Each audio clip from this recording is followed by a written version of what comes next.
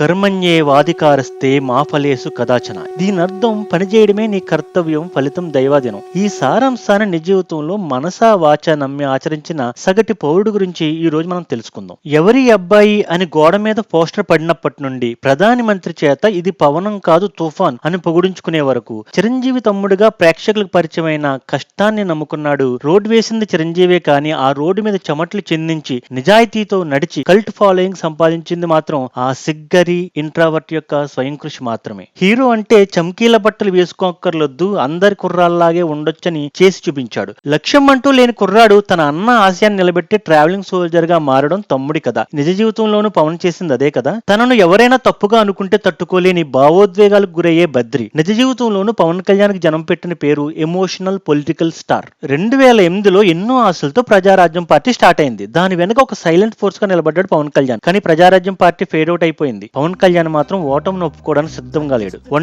ఒక్కడిగా Janasena party స్థాపించాడు. 2014లో ఆయుధం పట్టను బండి మాత్రమే తోలి పెడతా అన్నాడు. కొందరు నమ్మారు, కొందరు నవ్వారు. ఎవరు ఏమనుకున్నా గెలిచింది మాత్రం కృష్ణుడు తోడుగా ఉన్న పాండవులు. గెలిచిన తర్వాత స్పెషల్ స్టేటస్ ఇవ్వాలి అన్నాడు. నా మాట నమ్మి మీకు ఓటేశారు, హామీలు తీర్చాల్సిందే అన్నాడు. పదవిలో ఉన్న పాండవులకి ఇది నచ్చలేదు. తిట్టారు, తిట్టించారు, పావలాకు కూడా పనికిరావు అని ఎగతాళి చేశారు. కృష్ణుడు పాండవులకు దూరం అయ్యాడు. 2019లో ప్రత్యర్థులు పీఠం ఎక్కారు. కృష్ణుడు ఒంటరయ్యాడు. 2 చోట్ల ఓడి పలచనయ్యాడు. చుట్టూ ఉన్న నాయకులు ఉండేలు దెబ్బకు భయపడ్డ పక్షిల్లా తలో దిక్కుకు ఎగిరిపోయారు. కృష్ణుడి కథ మళ్లీ మొదటికొచ్చింది. అప్పుడు అర్థమైంది ఈ కురుక్షేత్రంలో కర్తవ్యం ఒకటే సరిపోదని, రాజకీయం లాగే చెయ్యాలని, వ్యూహం కావాలి అని. తన అనుకున్న మంచి చేయడానికి, ప్రత్యర్థుల స్వార్థం నుండి రాష్ట్రాన్ని కాపాడడానికి ముందు ఏదో రకంగా గెలవాలి అని. కానీ అదంత తేలిక కాదు. అడుగడుగున ఆటంకాలు మొదలయ్యాయి. వృత్తి మీద దెబ్బ కొట్టారు. జనాల్లోకి వెళ్లకుండా హౌస్ అరెస్టులు చేశారు. కృష్ణుడు బెదర్లేదు. నెమ్మదిగా పావులు కదపడం స్టార్ట్ చేశాడు. పాండవులను ఏకం చేయడానికి ఎంతో శ్రమించాడు. ఒకరి మీద ఒకరు కత్తులు దూసుకున్న వారిని కలపడం అంత ఈజీ కాదు కదా.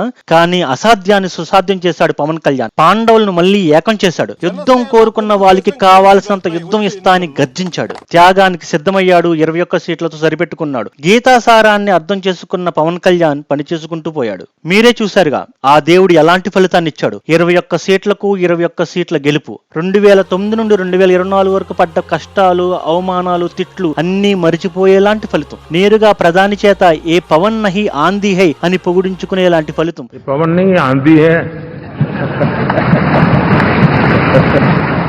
15 ఏళ్ల పొలిటికల్ జర్నీలో మొట్టమొదటి గెలుపు. పరీక్షించి చివరికి అతనికి పూర్తి స్థాయి విజయం కట్టబెట్టారు.